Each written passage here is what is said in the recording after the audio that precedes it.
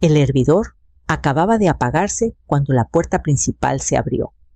Vertí agua caliente sobre 2 rodajas de limón y puse la taza junto a una servilleta de tela doblada. A Javier siempre le gustaba así sin azúcar, solo limón y lino. Antes me parecía encantador. Ahora solo me recordaba que todo tenía que ser a su manera. Llegó 20 minutos tarde.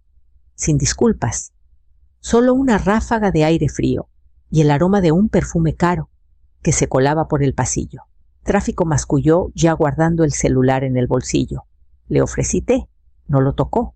Nos sentamos en la galería, o mejor dicho, yo me senté, mientras él paseaba de un lado a otro, medio escuchándose a sí mismo, mientras hablaba de refinanciar el momento perfecto del mercado, como casas como esta son una mina de oro. Asentí donde correspondía. Había aprendido a no interrumpir cuando él estaba en su show. Pregunté por Carla. Desechó la pregunta con un gesto. En una reunión. Ya sabes cómo es. No lo sabía. Voy a subir un rato para una llamada por Zoom, dijo después de un momento. Solo una llamada. Y luego hablamos de lo del patio trasero. Lo vi subir las escaleras de 2 en 2, ya hablando con alguien, mientras desaparecía en el antiguo estudio de Isidro. Recogí la mesa, doblé la servilleta y subí a buscar la canasta de ropa del closet del pasillo. Al llegar al descansillo, escuché su voz, ahora más calmada, más fría. No sospecha nada, todo va bien hasta ahora. La verdad, el momento es perfecto, está decayendo rápido. Silencio. Luego su voz de nuevo más firme. Si empezamos el trámite con Veritas la próxima semana, podríamos listar antes de septiembre. El mercado está que arde. No va a durar otro año de todos modos.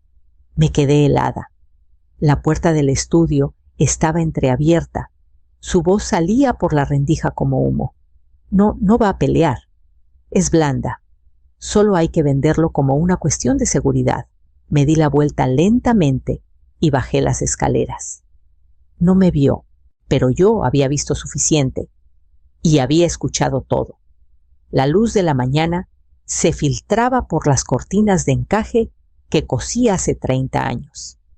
Todavía conservaban su forma los dobladillos hechos, mientras Isidro y yo escuchábamos jazz en la radio de la cocina con el olor a tinte de madera impregnado en el aire. En ese entonces no teníamos mucho, pero teníamos planes, bocetos esparcidos sobre la mesa, sueños plasmados en papel que un día se convertirían en esta casa.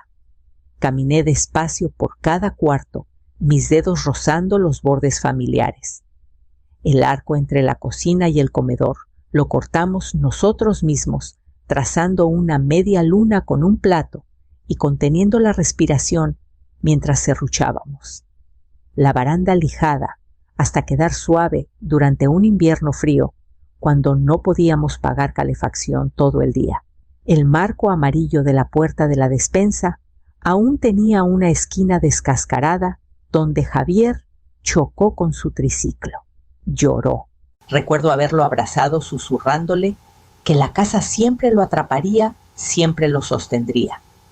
Y ahora él quería venderla. No vivir en ella, no criar a sus hijos aquí, solo convertirla en ganancia.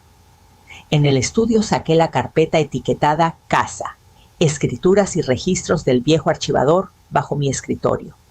Hacía años que no la abría. Todo seguía intacto. El nombre de Isidro, el mío, el título conjunto. Revisé hasta el final mis ojos, posándose en la enmienda del año en que él falleció, traspaso total a Amalia Torres. Yo era la única dueña. Lo había sido por casi 9 años. Me quedé quieta un largo rato. El silencio en la casa no estaba vacío. Era vigilante, como si las paredes mismas hubieran escuchado las palabras de Javier, esperando. Crucé el patio y toqué la puerta de Mateo. La abrió con su media sonrisa de siempre, el suéter abotonado mal en la parte de arriba. Necesito preguntarte algo, dije, sobre propiedades. Derechos. Legalmente, no dudó. Pasa a Amalia. Cuando salí de su casa 1 hora después, todo lo que alguna vez me había preguntado sobre derechos firmas y poder silencioso ya no era una duda. Regresé a casa, abrí la despensa y saqué el sobre manila etiquetado planes. El pastel de zanahoria subió disparejo en el horno, como siempre lo hacía sin el toque de Isidro. Él solía añadir un poco de ralladura de naranja, sin medir, solo por instinto. No lo había horneado en años. No había razón, hasta hoy, mi cumpleaños número 71. Puse el pequeño pastel en la rejilla para enfriar, preparé un solo lugar en la mesa de la cocina y me serví media taza de descafeinado, sin velas, sin música, solo el sonido del radiador tic-taqueando en su ritmo habitual y el crujido lejano de las tablas del piso ajustándose al frío. A las 5 dejé de fingir. El celular se mantuvo en silencio hasta las 4:53, cuando llegó un mensaje de Javier: espero estés bien, mamá. Semana loca. Hablamos pronto. Eso fue todo. 10 palabras para la mujer que le dio 28 horas de parto y 3 décadas de comidas caseras. No respondí. Me quedé en silencio, el tenedor balanceado en el borde del plato, viendo las sombras trepar por la pared. No estaba enojada. No como la gente suele entenderlo. Estaba llena de algo más frioclaridad. Más tarde, por costumbre, revisé las apps sociales que apenas usaba. Ahí estaban Javier y Carla, en un viñedo en Valle de Guadalupe, brazo con brazo, copas de vino en mano. El pie de foto decía «Le fin de semana de Plains». Lo miré mucho tiempo, tratando de decidir qué palabra dolía más, fin o planes. Esa noche bajé al sótano donde guardaba los archivos en cajas de plástico. Encontré el sobre de inmediato, el que Isidro y yo etiquetamos planes con marcador grueso en 2002. Adentro había planos, presupuestos, recibos de cada bisagra, cada litro de pintura, cada hora de trabajo. La letra de Isidro llenaba los márgenes con medidas y garabatos. Detrás del último plano estaba un boceto que no había visto en años, nuestro primer dibujo de la ventana salediza. Él lo había etiquetado Rincón de Lectura para Amalia, con un corazón garabateado debajo. Presioné el papel contra mi pecho, luego lo alicé con la palma de la mano. Javier no solo había malentendido esta casa, había borrado todo lo que la hacía sagrada. Así que abrí mi libreta de direcciones, fui a la letra S y rodeé un nombre que no había pensado en años. Verónica Salazar contestó al segundo timbre, su voz baja y serena, como alguien que traficaba secretos para ganarse la vida. Le dije que me habían dado su número hace años, una pareja del pueblo que vendió discretamente su finca familiar a un grupo de preservación. Ella los recordaba. Recordaba muchas cosas. Nos reunimos 2 días después al atardecer. Vestía lana gris pizarra y tenía ojos que no necesitaban preguntar por qué una mujer mayor llamaba por listados discretos. Caminamos juntas por el perímetro de mi propiedad. No elogió los enrejados de rosas ni el detallado marco bajo los aleros. No tenía por qué. Adentro se detuvo solo una vez en la sala donde el moldaje original curvaba suavemente sobre la chimenea. «¿Tú restauraste esto?», dijo no como pregunta. Mi esposo y yo respondí. Verónica asintió y sacó una carpeta delgada. «Si estás lista», dijo, «puedo encontrar compradores que respeten el legado por encima de la ganancia». Esa palabra legado aterrizó suavemente. Acepté. No con una firma, todavía no, sino con un sí silencioso que se asentó en mis huesos. Me dijo que lo mantendría privado, fuera del mercado, por ahora circulando solo entre aquellos que no necesitaban recorrer una casa para saber su valor. A la mañana siguiente, Javier llamó. «Estaba pensando en pintar la fachada este verano», dijo con tono casual. «Darle vida al lugar.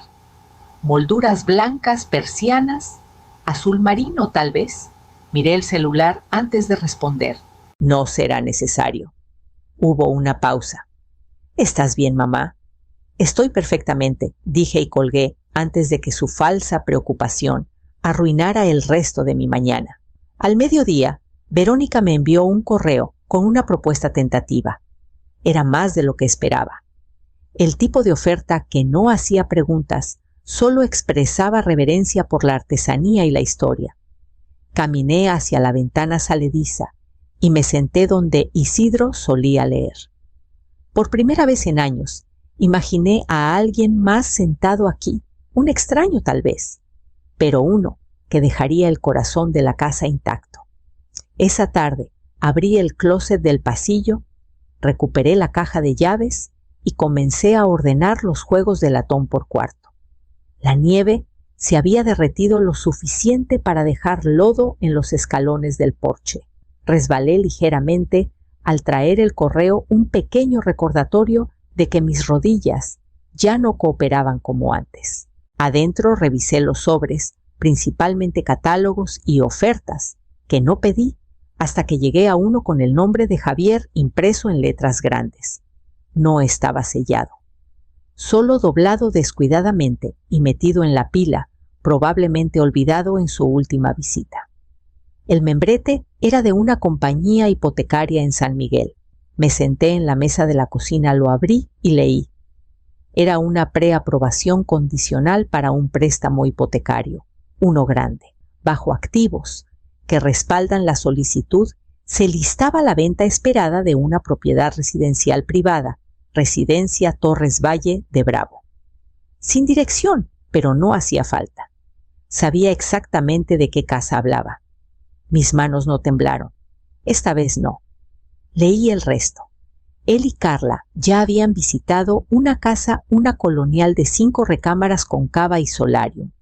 Me pregunté si se imaginaban recibiendo clientes allí o si ya habían planeado dónde donarían mi sillón. No había mención de mí en los documentos, ni como vendedora, ni como residente, solo un activo en transición. Me preparé una tetera, puse la mesa para una. Dejé que el peso de todo se asentara como el vapor que subía de mi taza. Ni siquiera había preguntado. Al anochecer me abrigué y caminé hasta el cementerio, donde Isidro descansaba bajo un árbol de jacarandá. La nieve crujía bajo mis botas, el frío mordía las puntas de mis dedos. Creo que ahora me ven como un mueble, dije en voz alta, listo para ser guardado o vendido. Toqué el borde de su lápida, limpié la nieve. Pero todavía tengo jugadas por hacer. Esa noche desplegué la carpeta de planos en la mesa del comedor y comencé a separar lo que guardaría de lo que dejaría atrás. Etiqueté una caja como privado, la sellé con cinta gruesa y la puse cerca de las escaleras.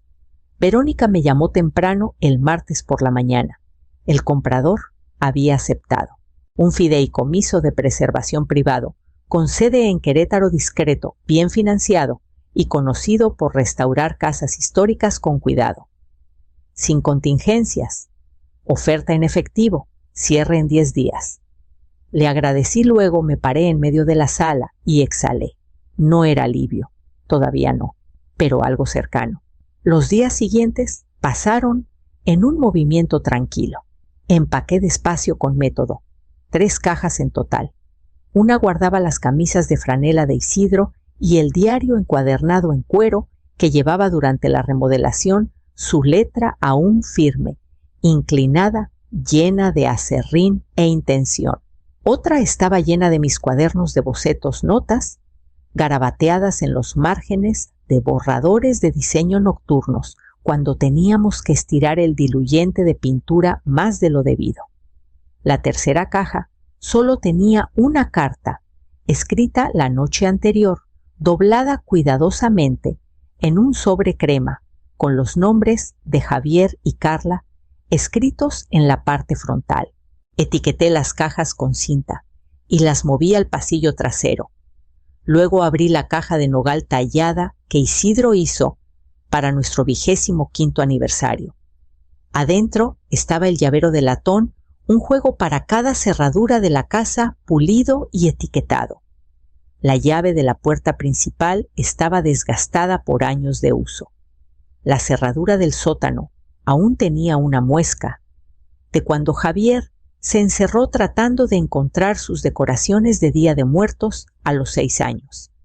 Até las llaves con una cinta de terciopelo y las puse en la caja justo al lado de la carta. La tapa se cerró con un chasquido suave. Verónica arregló que un mensajero entregara los documentos de cierre formales a mi nueva dirección temporal. Los firmé esa noche en mi pequeña mesa de cocina sola, con la misma pluma que Isidro usó para la compra original. Sin testigos, sin brindis, solo tinta, papel y la certeza de saber que la casa pertenecería a alguien que no la veía como una palanca. Puse la caja y las llaves cerca de la puerta principal, exactamente donde sabía que Javier las encontraría. Y luego deslicé el sobre en el panel interior, pegado detrás del vidrio donde atraparía la luz. Regresaron un domingo justo después de las 4, la hora exacta que sabía que llegarían. A Javier nunca le gustaba el tráfico y Carla insistía en llegar antes del atardecer. Observé desde mi nuevo lugar un pequeño departamento en el 2º piso con vista a una plaza tranquila. La transmisión de la cámara escondida en la luz del porche parpadeó en mi celular, clara, nítida e implacable. Su camioneta se acercó lentamente, como si esperaran que la familiaridad los estuviera esperando. Carla salió primero, sus tacones resonando en el camino de piedra. Javier la siguió cargando bolsas y una maleta de mano, ya molesto, antes de que su llave tocara la cerradura. No giró. Lo intentó de nuevo con más fuerza. Carla estaba detrás con los brazos cruzados, ya culpándolo por la molestia. Vi cómo se le tensaba la mandíbula. Luego vino el golpe seco, arrogante de alguien que creía que se había cometido un error. Nadie respondió. Después de varios minutos, Javier rodeó hacia la entrada lateral, también cerrada. Regresó su voz ahora cortante, y fue entonces cuando Carla notó la caja de nogal en la mesa del porche. La vi agacharse, levantar la tapa y detenerse. Sus dedos rozaron la cinta de terciopelo. Su boca formó una pregunta. Luego vio el sobre pegado detrás del vidrio. Lo abrieron juntos. La cámara no captó cada palabra en sus rostros, pero supe el momento en que llegaron a la línea que importaba. La parte donde les dije que la casa había sido vendida. La parte donde les recordé que nunca les había pertenecido en primer lugar. Carla parpadeó fuerte. Las manos de Javier temblaron. Imaginé que ya estaba calculando cuánto había perdido planes postergados, préstamos deshechos, sueños, que asumió que solo esperaban a que yo me apartara. Lo vi sentarse en el escalón del porche, los codos en las rodillas, mirando el suelo, como si la casa se hubiera vuelto contra él. De vuelta en mi departamento, cerré la app y puse mi celular boca abajo. El silencio a mi alrededor se sentía ganado. Herví una pequeña olla de agua para té, luego caminé hacia la ventana y la abrí lo suficiente para que el viento fresco tocara mi rostro. Para el lunes por la tarde comenzaron los correos de voz. El primero fue corto. La voz de Javier, baja, plana. Mamá, creo que hay una confusión. Llámame. El segundo llegó 1 hora después. Más largo, cortante. ¿Vendiste la casa? Sin siquiera decirme en qué estabas pensando. Borré ambos. Aparecieron en la puerta de Mateo el martes. Me lo contó después tomando café en su mesa de cocina. Preguntaron si yo había redactado los contratos, dijo con una leve sonrisa. Les recordé que me retiré hace 8 años y que, más importante, tú nunca necesitaste su permiso. Removió su té lentamente. Javier parecía que había tragado vidrio. Asentí. El té estaba demasiado dulce, pero no lo mencioné. De vuelta en mi departamento, encendí una pequeña vela junto a la foto de Isidro. Él habría amado esto, la pura competencia de todo. Siempre decía que yo era callada hasta que importaba, que construía despacio, pero nunca débil. Esa semana, el banco confirmó que los fondos habían sido depositados. El saldo de mi cuenta ahora tenía más comas de las que jamás había visto. Verónica había arreglado todo con la facilidad que viene de años manejando los secretos de otros. El préstamo de Javier fue revocado. Lo supe antes que él. La madre de Carla, escuché, se negó a firmar como aval para el plan de respaldo. La propiedad en San Miguel quedó fuera de la mesa.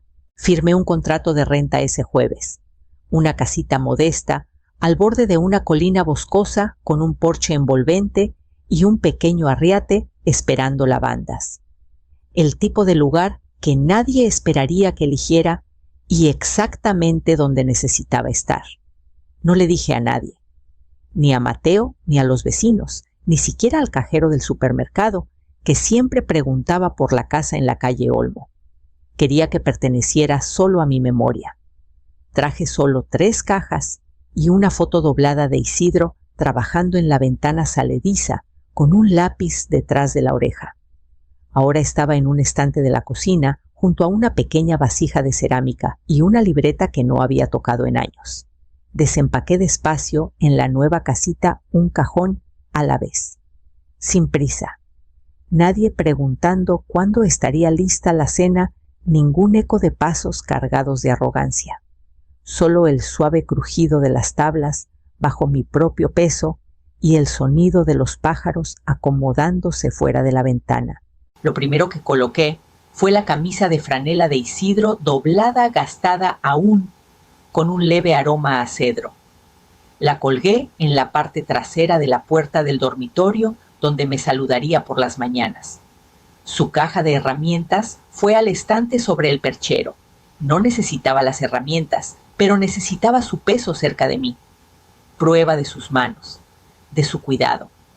Para el fin de semana, había despejado una esquina de la habitación extra para lo que llamé el espacio de los recuerdos. No un altar, no un museo, solo un lugar tranquilo donde el pasado pudiera respirar sin oprimir. Desplegué el plano de la vieja casa en la mesa y lo fijé bajo una lámina de vidrio. En una esquina puse el boceto de la ventana salediza que Isidro dibujó para mí. Junto a él coloqué una fotografía, él de pie, en la nieve temprana, brazos cruzados, sonriendo como hombre que había construido algo inquebrantable. Me senté con ello un rato, luego abrí mi celular y escribí un mensaje a Javier, no una lección, no una súplica. Te di un hogar, Javier. Lo trataste como una transacción, así que lo convertí en un legado que nunca tocarás. No queda nada por tomar. Ya comencé de nuevo. Pulsé enviar. Ninguna parte de mí esperó una respuesta. A la mañana siguiente, tomé café en el porche mientras la niebla se enroscaba entre los árboles. Un silencio me envolvió que ya no se sentía como soledad. Se sentía ganado. Más tarde manejé al pueblo y compré un pequeño letrero de cerámica para la reja de la casita. Decía Casa Lomaflor, Estimpio 2024. La mujer en la caja preguntó si acababa de mudarme. Sí, dije. Acabo de llegar, empezando de cero. Luego tomé una maceta de barro pequeña y un paquete de semillas de lavanda. Para la primavera temprana, las lavandas comenzaron a brotar. Pequeños brotes verdes empujaban a través de la tierra, tercos y suaves, buscando un sol que aún dudaba la mayoría de las mañanas. Las regaba con cuidado como Isidro me enseñó, suave, alrededor de la base, nunca demasiado de una vez. Cada día se sentía más mío.